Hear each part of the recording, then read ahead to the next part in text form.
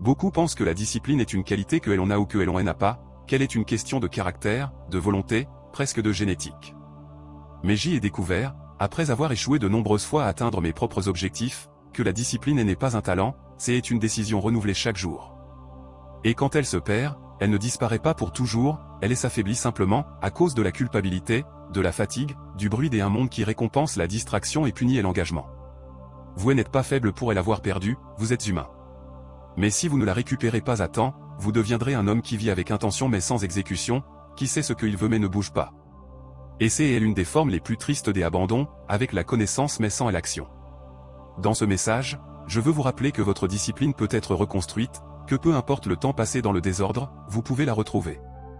Et quand ce sera le cas, votre vie cessera de tourner en rond et commencera enfin à avancer. Le premier pas pour retrouver votre discipline n'est pas de commencer une nouvelle routine, ni de télécharger une application, ni de faire une liste des objectifs, ni de chercher plus de motivation. Le premier pas est plus profond, plus douloureux, plus réel, reconnaître avec une honnêteté brutale à quel moment vous vous êtes perdu vous-même. Car la perte de discipline n'arrive pas d'un coup, c'est un processus silencieux, une petite négociation quotidienne, un aujourd'hui ce n'est pas grave qui se répète jusqu'à devenir une habitude, une résignation déguisée. Et au début, cela semble inoffensif, mais avec le temps, ce manque de structure, cet abandon subtil commence à vous voler votre confiance, commence à déformer votre identité. Parce que lorsque vous cessez de faire ce que vous aviez dit que vous feriez, vous commencez à vous voir comme quelqu'un qui ne tient pas parole. Vous ne le dites pas, vous ne l'admettez pas, mais vous le ressentez. Et cela pèse. Cela pèse dans la poitrine quand vous vous levez sans direction. Cela pèse dans l'esprit quand vous évitez de regarder vos tâches en attente. Cela pèse dans le regard quand vous vous regardez dans le miroir en sachant que vous vivez en dessous de vos standards. Ce n'est pas seulement une habitude perdue, c'est le respect de soi qui s'est affaibli. Car la discipline, ce n'est pas seulement faire des choses difficiles, c'est vous honorer, c'est vous tenir parole, c'est vous prouver que vous pouvez avoir confiance en vous. Et quand vous cessez de le faire, peu importe combien d'objectifs vous écrivez, aucun ne vous allumera réellement. C'est pourquoi la première chose à faire n'est pas d'organiser votre calendrier, mais de faire une pause et de vous regarder en face. Admettre que vous avez échoué, non pas avec culpabilité, mais avec responsabilité. Non pas pour vous punir, mais pour vous réveiller. Parce que si cela ne vous fait pas mal, cela ne vous change pas. Vous devez vous poser la question, sans masque, quand est-ce la dernière fois que vous vous êtes tenu parole?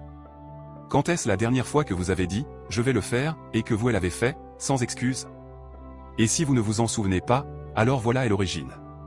Pas dans le manque de temps, pas dans la paresse, mais dans la perte de votre parole. Retrouver la discipline commence par retrouver votre parole. Et cela ne nécessite ni force physique ni talent particulier. Cela demande de l'engagement envers ce que vous dites. Cela exige que chaque promesse que vous vous faites, aussi petite soit-elle, devienne une loi. Que si vous dites que vous allez vous lever tôt, vous le fassiez. Que si vous dites qu'aujourd'hui vous allez vous entraîner, vous vous entraîniez. Que si vous vous êtes promis de laisser tomber une excuse, vous la laissiez tomber.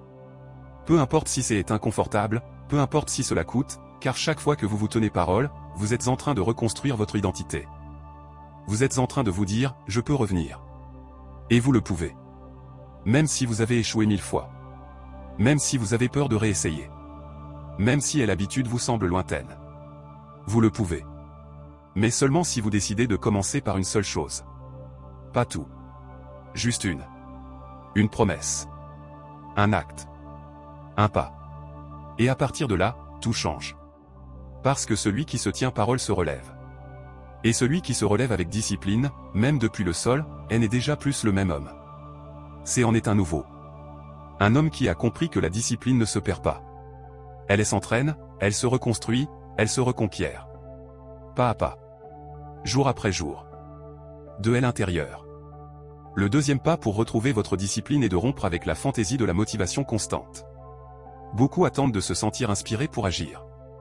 Ils attendent le jour où, enfin, ils auront envie, où leur corps répondra avec énergie, où leur esprit sera concentré et leur environnement aligné.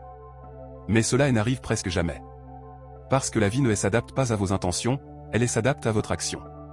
Et si vous conditionnez votre discipline à être motivé, alors tu as remis le contrôle de ta vie à quelque chose d'aussi volatile que ton humeur, et cela fait de toi un spectateur de ta propre histoire. Tu dois le comprendre clairement, la discipline n'est pas de l'émotion, elle n'est de l'engagement, elle n'est de la décision de faire ce que tu as dit, même quand tu n'en as pas envie. Car si tu n'agis que lorsque c'est confortable, tu ne tiendras jamais rien, tu ne progresseras jamais au-delà de la première semaine. Le véritable progrès n'arrive pas quand tu es inspiré, il arrive quand tu es fatigué, frustré, distrait, et que malgré tout tu te lèves et tu agis. C'est là que se forge la différence entre celui qui essaie et celui qui réussit. La motivation est un cadeau, mais elle ne peut pas être le moteur. Le moteur doit être une décision ferme, une conviction, une image claire de qui tu veux être et de ce que tu refuses désormais de tolérer. Parce que tu ne te bats pas seulement pour une habitude, tu te bats pour ton caractère, pour ton respect de toi-même, pour ton identité. Tu entraînes ta capacité à faire ce que tu as dit, même quand ton corps crie que non. Car si tu peux te tenir debout quand l'émotion est absente, alors tu peux tout supporter. C'est pourquoi aujourd'hui, ne cherche pas à être motivé, ne cherche pas le moment idéal. Cherche la difficulté. Cherche le silence après l'excuse. Cherche l'inconfort, et à partir de là, agis. Une action. Un geste. Une décision. Cela vaut plus que n'importe quelle vidéo inspirante, parce que c'est réel, parce que cela entraîne ton système nerveux, parce que cela dit à ton esprit, ici, c'est la décision qui commande, pas l'humeur. Et quand tu répètes ce comportement jour après jour, même petit, tu commences à te transformer. Tu commences à marcher avec plus de fermeté. Tu commences à construire un véritable élan. Et cet élan, avec le temps, devient une force, une structure, une discipline solide. Pas parce que tu es devenu quelqu'un de différent, mais parce que tu as enfin cessé d'attendre les conditions idéales et que tu as décidé d'avancer avec ce que tu avais. Et cette décision, petite, silencieuse, inconfortable, est celle qui va te rendre le contrôle de ta vie. Car celui qui cesse d'obéir à ses émotions commence à diriger son destin. La troisième étape pour retrouver ta discipline, c'est de comprendre la valeur de l'élan accumulé. Quand tu passes du temps à échouer, à remettre à plus tard, à briser tes promesses, il est facile de penser que tu as perdu toute ta force, qu'il ne reste plus rien, que tu dois repartir de zéro. Mais ce n'est pas vrai. En toi, il y a encore du feu, encore une mémoire musculaire, une mémoire émotionnelle, une mémoire de lutte. Seulement, elle est endormie, éteinte par la routine, réduite au silence par la culpabilité. Et pour la réveiller, tu n'as besoin que d'une chose, une accumulation de petites victoires. Il ne s'agit pas de tout refaire comme avant. Il ne s'agit pas de reprendre une routine parfaite d'un seul coup. Cela te briserait. Car un esprit affaibli se casse face à des exigences gigantesques. Mais l'esprit est aussi malléable, il se réentraîne. Et la manière la plus efficace de l'entraîner n'est pas avec de grands objectifs, mais avec de petites actions répétées, non négociables. Quelque chose d'aussi simple que faire son lit, sortir marcher, écrire pendant 10 minutes, manger sans distraction, boire de l'eau au réveil. Des choses minimes, mais constantes. Parce que chacune de ces actions dit à ton esprit, je reviens. Et quand tu fais quelque chose tous les jours, sans faute, sans excuse, tu recommences à reprendre le pouvoir sur toi-même. Tu recommences à te voir comme un homme qui tient parole, qui avance, qui a une direction. Et alors, ce qui semblait impossible commence à devenir naturel. Ton corps s'aligne. Ton énergie revient. Ta volonté se réveille. Parce que tu ne forces pas le changement de l'extérieur, tu le cultives de l'intérieur. Pas à pas. Sans précipitation. Sans bruit. Mais avec fermeté. Beaucoup veulent changer d'un coup. Passer de 0 à 100. Redevenir celui qu'ils étaient à leur meilleur moment. Mais c'est un piège. Car cet homme fort n'est pas né d'un saut. Il est né de centaines de décisions quotidiennes que tu dois maintenant recommencer à pratiquer. Non pas pour égaler le passé, mais pour construire une nouvelle version. Plus mature. Plus consciente. Plus inébranlable. Si aujourd'hui tu ne fais qu'une seule chose avec discipline, une seule, mais que tu la fais bien, avec intention, avec présence, alors aujourd'hui tu as déjà gagné. Parce que ce qui construit le véritable élan, ce n'est pas la quantité, c'est la répétition, c'est la cohérence, c'est la volonté de faire quelque chose de simple chaque jour, jusqu'à ce que ce simple devienne une partie de ton identité. Et quand cela arrivera, tu n'auras plus besoin de motivation. Tu n'auras plus besoin de pression, tu agiras simplement, parce que tu seras déjà un homme différent. Un homme qui ne cherche pas seulement à avoir de la discipline, mais qui l'incarne, parce qu'il a décidé, dans l'obscurité de sa rechute, de se relever, et ne s'est pas arrêté. Et il ne s'arrêtera pas. Parce qu'il sait désormais que l'élan minuscule est la graine du changement immense. La quatrième étape pour retrouver ta discipline, c'est de reconstruire ton environnement. Parce que, peu importe ta force de volonté, si chaque jour tu es entouré de distractions, de tentations, d'excuses et de personnes qui banalisent la médiocrité, ton système va s'effondrer. Non pas parce que tu es faible, mais parce que l'environnement gagne toujours. L'environnement ne crie pas, il murmure. Il ne pousse pas, il séduit. Et si tu ne le contrôles pas, c'est lui qui te contrôle. Ton environnement peut être ton système de soutien ou ta cage invisible. Réfléchis à cela, que est-ce que tu vois au réveil? Que y a-t-il sur ton téléphone, sur ton bureau, dans ta cuisine? Quel genre de conversation as-tu chaque jour? Quel type de contenu consommes-tu? Quelle personne valide ta paresse? Qui te fait sentir que ce n'est pas grave si tu échoues encore une fois? Tout cela, c'est ton environnement. Et si cet environnement n'est pas aligné avec ta version disciplinée, alors peu importe combien tu luttes, tôt ou tard tu rechuteras. Parce que tu te bats seul en territoire ennemi. Tu dois faire un nettoyage stratégique. Écarte de ta vue ce qui affaiblit ta concentration. Désinstalle ce qui te vole des heures. Réduis au silence ce qui ne t'apporte rien. Organise ton espace pour qu'il te rappelle constamment qui tu veux devenir. Et surtout, entoure-toi même si ce n'est que numériquement de personnes qui t'élèvent, qui vivent comme tu veux vivre, qui se lèvent tôt, qui s'entraînent, qui produisent, qui parlent avec force. Car le standard de ton entourage définit le tien. Et si tous autour de toi vivent en pilote automatique, tu finiras toi aussi dans cet état, sans même t'en rendre compte. Il ne s'agit pas de devenir antisocial. Il s'agit de devenir intentionnel. Car quand tu perds la discipline, tu perds aussi la clarté. Et l'environnement en profite. Il te pousse vers la facilité, vers le confort, vers ce qui t'anesthésie. Mais toi, tu ne cherches pas le réconfort, tu cherches le feu, la structure, la force. Et cela ne n'est pas dans le chaos. Cela n'est sur un terrain préparé. Aujourd'hui même, change quelque chose. Range ton espace. Écris tes règles. Redéfinis avec qui tu parles et comment. Éteins le bruit et deviens l'architecte de ton environnement. Car si tu espères avoir de la discipline tout en vivant dans un décor qui la contredit, tu te bats avec les dés pipés contre toi. Mais si tu alignes ton environnement avec ton but, alors chaque objet, chaque habitude, chaque personne devient un allié, une poussée invisible qui te soutient quand tu faiblis, un rappel silencieux que oui, tu peux. Et si cette partie de la vidéo t'a touché, si tu as senti que cette idée était exactement ce que tu avais besoin d'entendre, abonne-toi maintenant. Car cela signifie que ton environnement est en train de te parler, et qu'il est temps de l'écouter. Chaque nouvelle vidéo sera une brique de plus dans la construction de l'environnement mental dont tu as besoin, non seulement pour retrouver la discipline, mais pour la maintenir dans le temps. Écris dans les commentaires, mon environnement ne sera plus une excuse, il sera mon allié. Et commence aujourd'hui. Parce que l'environnement que tu choisis aujourd'hui est l'habitude que tu soutiendras demain. La 5e étape pour retrouver ta discipline est l'une que presque personne ne mentionne, mais qui fait la différence entre réessayer une fois de plus, ou revenir avec une force réelle, pardonne-toi. Oui, pardonne-toi d'avoir échoué, d'avoir abandonné, de t'être promis des choses sans les avoir tenues, d'avoir reculé, de t'être menti, de t'être laissé attendre pendant que tu t'es occupé de tout sauf de ton propre développement. Car tant que tu ne te pardonnes pas, tu continueras à porter le poids de la culpabilité. Et personne ne peut construire de discipline avec les épaules brisées. Personne ne peut avancer le regard baissé. Personne ne peut s'engager envers l'avenir et s'il est encore lié émotionnellement au passé. Beaucoup d'hommes croient qu'ils doivent se détester un peu pour changer, qu'ils doivent se parler durement, se punir mentalement, se remplir de reproches pour se réveiller. Mais ça, ce n'est pas de la discipline, c'est de la violence.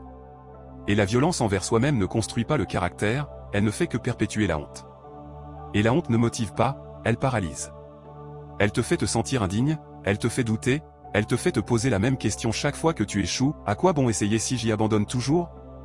Et cette question, répétée en silence, finit par miner toute ta volonté.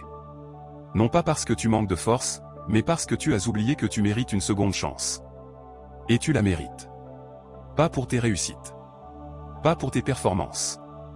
Pas pour avoir prouvé quoi que ce soit. Tu mérites de recommencer simplement parce que tu es encore là. Parce que si tu lis ceci, c'est que quelque chose en toi veut encore se relever. Il croit encore, il brûle encore, et cela suffit. Tu n'as pas besoin d'être parfait, tu as besoin d'être décidé, tu dois lâcher le fouet intérieur et commencer à construire depuis un endroit plus sain, le respect de soi. Et se respecter signifie se dire, j'y ai échoué, mais je ne vais pas abandonner pour autant. Cela signifie te traiter comme tu traiterais un bon ami qui est tombé avec vérité, oui, mais aussi avec compassion. Te pardonner, ce n'est pas abandonner la responsabilité, c'est l'embrasser d'un autre endroit, c'est dire, oui, c'était moi, mais je peux aussi être celui qui répare, car si tu ne guéris pas ta relation avec toi-même, chaque nouvelle tentative sera une forme déguisée de punition. Tu feras des routines avec du ressentiment, tu te lèveras tôt avec de la haine, tu mangeras sainement avec de la culpabilité, et rien de ce qui naît de là ne tient. Ce qui tient naît de l'engagement, pas du mépris. Alors aujourd'hui, fais une pause, regarde en arrière avec clarté, reconnais tes fautes, accepte ta douleur, puis laisse-la partir.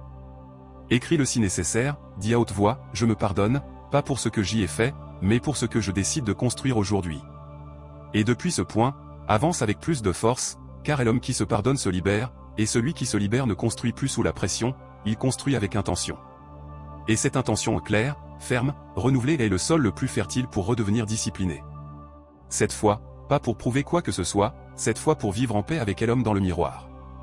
La 6e étape pour retrouver ta discipline est de redéfinir ta relation avec le progrès, car si tu as déjà échoué, si tu as commencé et rechuté encore et encore, ton esprit ne te fait probablement plus confiance. Et sans cette confiance intérieure, chaque nouvelle tentative semble faible, vide, comme si tu répétais simplement un cycle condamné à l'échec. Alors tu deviens quelqu'un qui agit, oui, mais avec scepticisme, avec cette voix intérieure qui dit « Voyons combien de temps ça dure cette fois ». Et c'est l'un des plus grands saboteurs du changement, la croyance que progresser ne vaut la peine que si c'est rapide, visible et constant. Mais le vrai progrès, celui qui transforme, ne ressemble jamais à cela. Le vrai progrès est irrégulier, parfois silencieux, parfois frustrant, parfois lent et cela ne le rend pas moins précieux, cela le rend plus réel. Car tu ne te bats contre personne.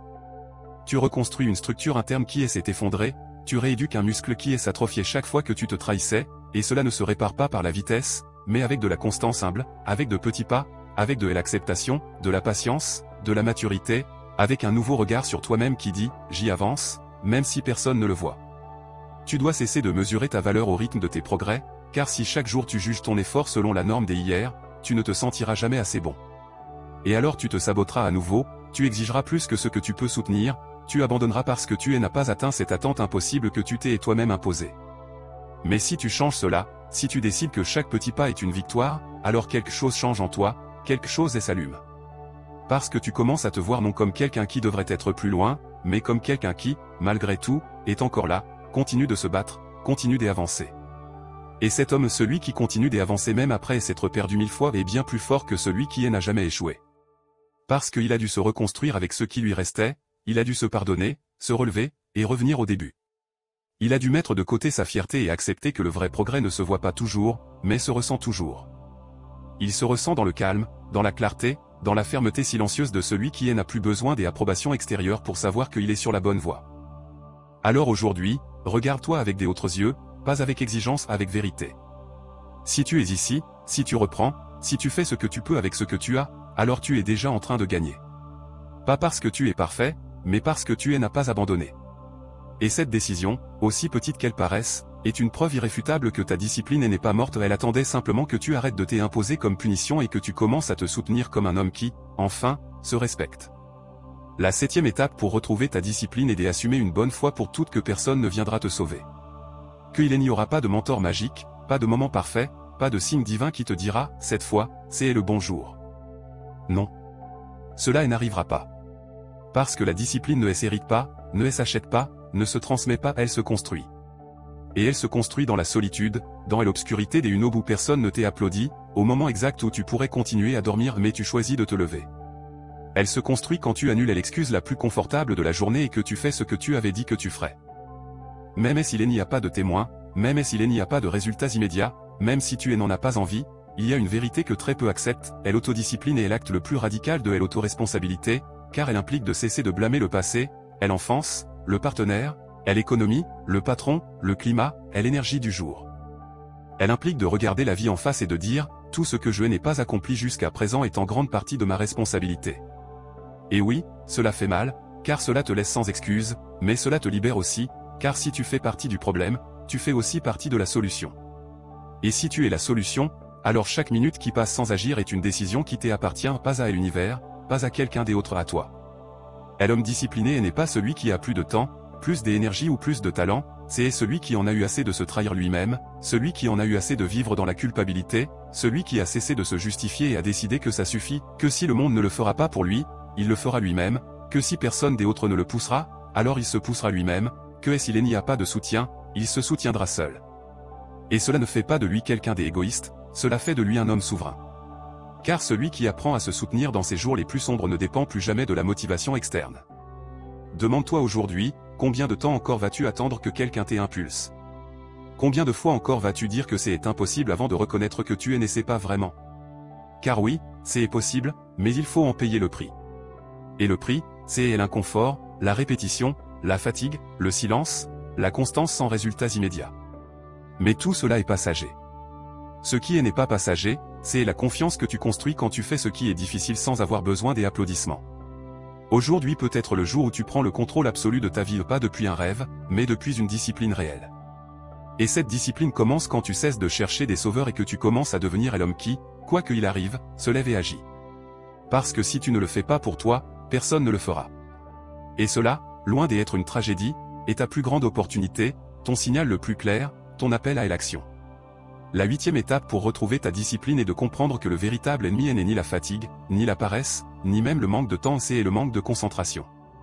Parce qu'un homme déconcentré peut avoir toute la motivation du monde, tous les outils, toutes les ressources et échouer quand même. Pourquoi? Parce que son énergie est dispersée, parce que son esprit saute d'un objectif à un autre sans en accomplir aucun, parce qu'il commence 1000 choses et n'en termine aucune, parce qu'il vit en mode réaction, et non en mode intention. Et la discipline ne survit pas dans le chaos mental. Elle a besoin de direction, de clarté brutale, d'un objectif défini qui fonctionne comme une encre, comme un filtre, comme un guide. Tu dois te demander, que est-ce que je veux vraiment? Que est-ce que je suis prêt à soutenir malgré la fatigue, malgré les doutes, malgré l'environnement? Quel est cet objectif si important qu'il me ferait poser le téléphone, éteindre les distractions et revenir à l'essentiel? Parce que si tu ne sais pas cela, si tu n'as pas un pourquoi suffisamment fort, alors tout comment devient lourd, chaque habitude devient un fardeau, chaque tentative se dissout, et tu retombes non pas parce que tu ne peux pas, mais parce que tu ne sais pas pourquoi tu te bats. L'esprit a besoin d'une seule direction, d'une seule intention forte, d'une raison si claire que chaque fois que tu veux abandonner, cette raison te crie à l'oreille, et n'abandonne pas. Parce que se concentrer, ce n'est pas faire moins, c'est choisir mieux. C'est renoncer à tout ce qui ne construit pas. C'est créer une vie minimaliste à l'intérieur, moins de bruit, moins de décisions banales, moins de chemins ouverts et plus d'engagement envers un seul, celui qui compte, celui qui transforme, celui qui, si tu le réalises, te change à jamais. Tu sais pourquoi il t'est si difficile de maintenir ta discipline? Parce que tu laisses trop de portes ouvertes. Parce que chaque jour est un nouveau choix parmi 20 options. Parce que tu n'as pas encore décidé de fermer la porte à l'inutile. Et tant que tu ne le feras pas, ton énergie va continuer à fuir. Tu vas continuer à te sentir épuisé non pas à cause de ce que tu fais, mais à cause de ce que tu ne termines pas. Parce que rien n'épuise plus qu'un effort sans direction. Fais une pause aujourd'hui, efface des tâches, ferme des cycles, élimine des objectifs qui ne sont pas les tiens. Reste avec l'essentiel, avec ce qui te brûle à l'intérieur, avec ce que tu ferais même si personne ne te payait, même si personne ne t'applaudissait, et concentre-toi. Donne à ta discipline un but précis, pas général, car l'homme qui a un objectif clair et urgent trouve le moyen, et celui qui ne l'a pas trouve des excuses. Retrouver la discipline n'est pas une question de force brute, c'est une question de concentration chirurgicale. Quand tu es là, tout s'ordonne, la motivation apparaît, l'énergie revient, l'action devient plus légère, et alors tu n'as plus besoin de lutter contre toi-même, tu flus simplement, parce que chaque pas que tu fais a une place claire à laquelle il appartient. Et cela, plus que toute autre technique, c'est ce qui te rend inarrêtable. Le 9e pas pour retrouver ta discipline, c'est de briser le récit selon lequel il est déjà trop tard, cette idée subtile, silencieuse, qui s'installe dans ton esprit après de nombreux échecs, cette voix qui te dit que ton moment est passé, que tu as perdu trop d'opportunités, que tu es en retard par rapport aux autres, que si ça n'a pas marché avant, ça ne marchera pas maintenant. Et cette voix ne crie pas, elle murmure, avec honte, avec fatigue, avec résignation. Et si tu ne l'arrêtes pas, elle te paralyse, elle fait de toi quelqu'un qui regarde vers l'avant mais marche en arrière, qui bouge, mais sans foi, qui agit, mais avec le frein à main. Tu dois comprendre une chose avec une clarté brutale, peu importe si tu as 25, 35 ou 65 ans, le temps ne se mesure pas en horloge, il se mesure en décision. Et la décision de te relever aujourd'hui, même si tu as échoué 100 fois, même si tu as perdu des années entières, même si tu as été brisé, même si tu as peur, est la seule chose que le temps ne peut pas t'enlever. Parce que le présent, cet instant, cette seconde, est encore à toi. Et s'il est à toi, alors ta possibilité de revenir aussi. La discipline se reconstruit à partir de la conviction que tu n'es pas en retard pour quoi que ce soit. Tu es exactement à l'endroit où tu peux prendre une nouvelle décision. Tu n'as pas besoin d'être celui que tu étais, tu n'as pas besoin de tout récupérer. Tu as seulement besoin de t'engager pour aujourd'hui, avec ce que tu as, avec ce que tu peux faire, avec un pas, un seul. Et si tu le répètes demain, et après-demain, et encore, le temps devient ton allié. Parce que celui qui agit avec urgence, non par anxiété mais par clarté, commence à comprimer le progrès, commence à avancer plus vite, commence à récupérer ce qui semblait impossible. Ne sous-estime pas le pouvoir d'une routine solide tenue pendant 30 jours. Ne sous-estime pas l'impact d'abandonner une mauvaise habitude pendant une semaine entière. Ne sous-estime pas comment ton énergie peut changer quand tu te lèves 5 jours de suite sans faillir. Le temps n'est pas contre toi. Ce qui te sabote, c'est la pensée qu'il est déjà trop tard pour toi. Parce que cette pensée est une sentence que tu écris toi-même, et que tu peux rompre toi-même. Aujourd'hui, il ne s'agit pas de rattraper qui que ce soit, il s'agit de revenir à toi, de te rappeler qu'aucun homme n'est hors du temps tant qu'il peut encore décider. Et toi, tu peux. Tu es ici. Tu es en train de lire ceci. Tu ressens quelque chose qui bouge à l'intérieur. Ce mouvement est ton signal. Ne l'ignore pas. Parce que si aujourd'hui tu décides que tu ne vas plus t'autoriser une excuse de plus, et que tu décides que tu ne vas pas mourir en laissant intacte la meilleure version de toi-même, alors aujourd'hui devient le jour le plus important de ta vie. Et ce n'est pas de la poésie. C'est une décision. C'est du caractère. C'est de l'identité. Celui qui retrouve sa discipline n'est pas en train de refaire le passé. Il est en train de construire un présent qui, s'il le soutient, deviendra un futur impossible à ignorer. Parce que est l'homme qui se réécrit, qui se refait, qui se pardonne, qui se concentre, qui se relève encore une fois malgré tout, cet homme a déjà gagné, même si le monde ne le voit pas encore. Le 10e pas pour retrouver ta discipline est le plus puissant de tous, c'est de faire un pacte avec toi-même, un pacte silencieux, un engagement inébranlable. Pas avec le résultat, pas avec la perfection, pas avec la validation externe, un pacte avec le processus, avec le chemin, avec l'identité de l'homme que tu choisis d'être jour après jour, quand personne ne te regarde, quand personne ne t'y oblige, quand tout autour de toi t'offre une excuse pour abandonner, mais que toi, tu choisis de continuer. Parce que la vérité est la suivante, ta vie ne changera pas à cause d'un grand objectif. Elle changera grâce à une petite pratique soutenue avec honneur. Et cet honneur n'est pas envers les autres, il est envers ta propre parole. La discipline n'est pas un acte de force. C'est un acte de respect. C'est te montrer, sans témoin, que tu peux avoir confiance en toi, que tu peux être ta propre structure, ton propre système, ta propre source de direction. Personne ne va te donner ça. Personne ne va t'offrir une vie avec du sens.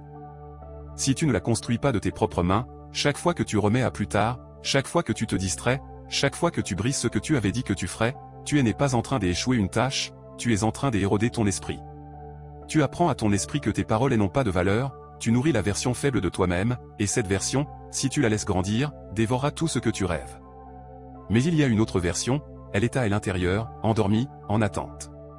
C'est le toi qui se lève tôt même en étant fatigué, qui tient ses engagements même si personne ne regarde, qui continue même si personne n'y croit. Cette version n'a pas besoin d'inspiration, seulement de décision. Et quand tu fais ce pacte avec toi-même, quand tu dis je vais me soutenir et que tu le fais, la vie répond. Le corps répond. Et l'environnement se réorganise. Ton regard devient différent. Ton énergie change. Parce que désormais tu ne dépends plus de facteurs extérieurs, tu avances avec une direction intérieure. Et ça, frère, ça te rend indestructible. Peut-être que tu ne le verras pas en une semaine, peut-être que personne ne le remarquera en un mois, mais si tu tiens ce pacte pendant 6 mois, ta vie sera différente. Pas par magie, par répétition, par caractère, par intégrité. Parce que lorsqu'un homme marche avec discipline, son destin cesse d'être une possibilité et devient une conséquence inévitable. Fais ce pacte aujourd'hui, non pas avec peur, mais avec puissance. Dis-toi, à partir d'aujourd'hui, je ne m'abandonne plus. Et si tu échoues demain, répète-le. Et si tu tombes, relève-toi avec le même pacte.